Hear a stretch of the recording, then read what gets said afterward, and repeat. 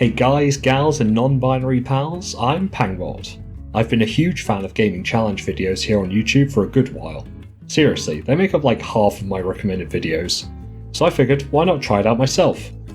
But I thought to really stand out, I need to pick a game that's hardcore. I need a challenge that's exciting. And I need to show you what I'm capable of as a gamer. Today, I present to you, can you beat Powerwash Simulator without upgrades? Oh my god! Oh! No! Get the camera!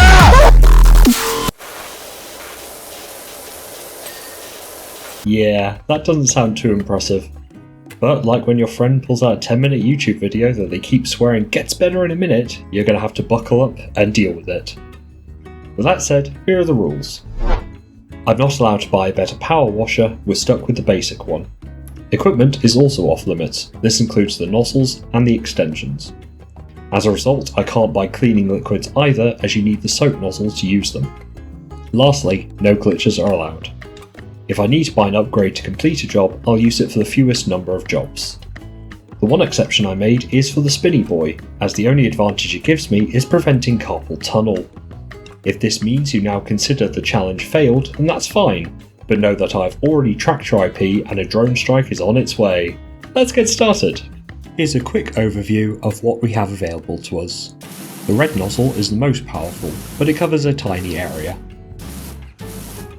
The green nozzle covers a much wider area, but you usually need to go over surfaces a couple of times. The white nozzle covers the largest area, but it's completely useless at actually washing anything.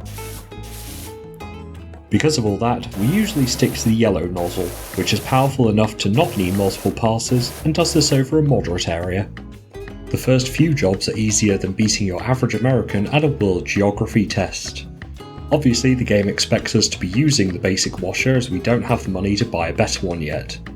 Here's a quick rundown of the first 6 jobs. Not much to note here, let's move on. The detached house produces our first hurdle, graffiti. This stuff sticks to walls better than the blast shadow at Hiroshima. Our trusty yellow nozzle doesn't help us here, but the red gives us just enough power. That said, the game takes it easy on us. We're able to finish some sections without touching the graffiti at all. The shoe house has mould on some of the windows, needing a couple of passes of yellow or a quick blast of red. While the laces weren't too dirty, their shape made things a bit awkward. Here's the quick rundown of the detached house and the shoe house. This next job involves a car more unloved than my dating profile and covered in just as much dust. It's also covered in rust, which is similar to graffiti in that we need to push our washer to the limit in order to get it off. Keeping that in mind, it's not too long before we can move on.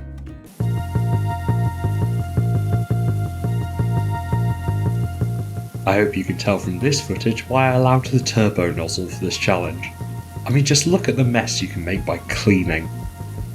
There's now too much graffiti to simply ignore, and it only gets worse from here, along with rust and other hard to remove muck. The very next job allows us to channel our inner Tony Hawk. The skate park brings graffiti in spades. How they transferred the graffiti from the spade to the walls is beyond me, but liberal use of our new nozzle works wonders. Wow. This is our longest job yet, clocking in at around 2 hours, and we've still got a long way to go. Luckily, the game realises this and gives us a couple of quick jobs for that sweet, sweet dopamine. Rounding off the first half of the game, we have an assortment of jobs. The fire station is one of the largest jobs we've had so far, making it the second to reach 2 hours. While large, there's nothing difficult worth mentioning. The other jobs are all vehicles. The penny farthing is rust incarnate, but falls easily to the power of the Spinny Boy. The tyres on Grandpa Miller's car are a bit tricky, however it's an easy job overall. The fire truck has some awkward sections around the ladder and the hose. A bit of spray and pray with the Spinny Boy got us through it. The RV's rusty grille gave us a bit of a hard run, and you have to climb the step ladder to reach some of the rear bumper, but we get through it fine. Finishing this section, we have the fire helicopter, whose oddly shaped engine gives us the most run for our money. This taught me that when a hard section is almost done, sometimes it's just easier to spray as much of it as you can rather than actually look for dirt. Eventually you'll hit it. So this part of the game was fairly straightforward. However, knowing what I know now, this was just so the game could surprise us with a kick in the balls harder than Buckaroo. With more used up eggs than the crowd at a retirement home's bingo night, and likely just as pungent, you'd think this was just any normal job, but how wrong you would be. The devil himself socially distances us from his house and forces us to use the extra long extension instead. I tried to get as much as I could, but we just don't have the range on this washer. It was a struggle to get some sections even with the extra long extension. So this marks one job where we have to buy an upgrade. Hopefully we won't need to buy another. Just like after my parents would fight, let's cheer ourselves up at the carnival. The horse's rods are far too long to clean with the carousel off, so we introduce electricity to our washing. This turns the carousel on and allows us to clean the whole shaft of these long hard rods. The cresting areas are the most awkward parts to clean as we can't reach much area from the ground, but the ladder and the scaffolding help us to get around this range issue. With that problem sorted, this is another 2-hour job out of the way. The drill is more of a patience test than anything. Welcome to the newest Screw You material, ore. Thankfully, the red and turbo nozzles are still able to deal with it. These few jobs are annoying in places, but as my ex told me, the size is the real problem here. 2 hours is starting to become the norm, with the treehouse taking about 4 hours. The temple requires a bit of awkward parkouring on the roof, and my biggest problem with the washroom is that this is considered clean by festival standards. A few hours later, and we wade our way through. The helter-skelter brings a bit of a spike in time taken, partially due to awkward access to some of the panels. You also have to choose between constantly moving the scaffolding or parkouring around railing 40 feet up. The protagonist is clearly suicidal doing this for only $900. Sadly for our protagonist, we complete this job without his demise, but this took 3 hours. Another short vehicle break here as we transition to the late game. Short now means under 2 hours per job, by the way. Maybe I'd still be with her if I thought this back then. Anyway, nothing here is notably difficult. If all else fails, simply wail away with the spinny boy. In a move I can only describe as dangerously suicidal, we're going beyond simply testing fate and turning our washer on a generator directly. Sadly for our protagonist, this fails and we journey on. The Ferris wheel has a lot of beams we have no hope of reaching without turning it on to bring them closer to the ground. The centre supports are absolutely covered in rust and require some parkouring to hit the top from the inside of the wheel. But about 5 hours later and we finish it off. I've been dreading this job ever since I realised we could clean graffiti with this washer. The whole place is more inked up than your local goth gathering and only half as smelly. Not to mention the rust on the metal and the mould on the ceilings. After an agonising 13 hours, we somehow prove it is, however, possible without resorting to upgrades. We now have our final My Bad Dude from the game, featuring ancient statues covered in Cheetos dust. The ancient statue is fairly straightforward, minus the tricky sections around its face. The stunt plane is, like most of the vehicles, fairly simple to deal with. For the ancient monument, we don't struggle too much, except needing to make like a dwarf prostitute and jump to reach the tip. Now that we're getting into the final 3 jobs, we get to experience what it's like being Chris Brown's girlfriend. Oh, wow! Unnecessarily strict and covered in barnacle shells, but enough about my dad, this boat has given me PTSD.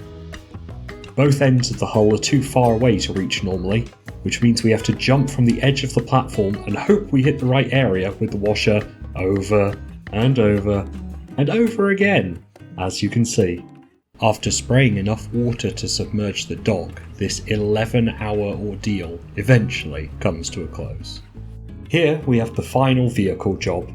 If you haven't been paying attention to the story, let me tell you that just like in Kingdom Hearts, the point where time travel is introduced only makes the story better. Some of the sections are quite strict, such as the intake vents, but overall, this is a pleasant time, especially considering it's the penultimate job of the game. And here we are at last, the final job. The neat thing about this job is that you can run inside and press tab to instantly flashbang yourself. Most of the inside isn't too bad, with only a spattering of ore on the statue and ground floor. The worst segment is the atrium ceiling wall, in which I'm currently being charged with domestic abuse against my thumb for all the jumping it needed. No joke, I spent over an hour on getting that last 2% alone. When that segment pinged, my soul left my body, and for the first time in my life, I felt content. Ugh. I think I experienced nirvana? I'm not entirely sure. Wait, am I dead? Oh, I was playing Powerwash Simulator, and I just finished the hardest section of my life. How are you talking to me anyway? Does that mean I've just subtitled you for the video? For God's sake. Oh crap, sorry. Wait, how the hell did you project an emoji into my head?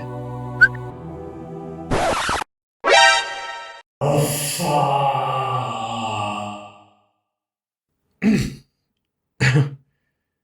Anyway, the outside, while sizable and girthy, didn't add any difficulty. There was just a tedious amount of barnacle shells at the base. But after a short 21 hours, I ascended the palace and, if you ignore the mayor's house, proved once and for all that it is indeed not how big your tool is, as long as you know how to use it. Thank you for watching, and I'll see you next time.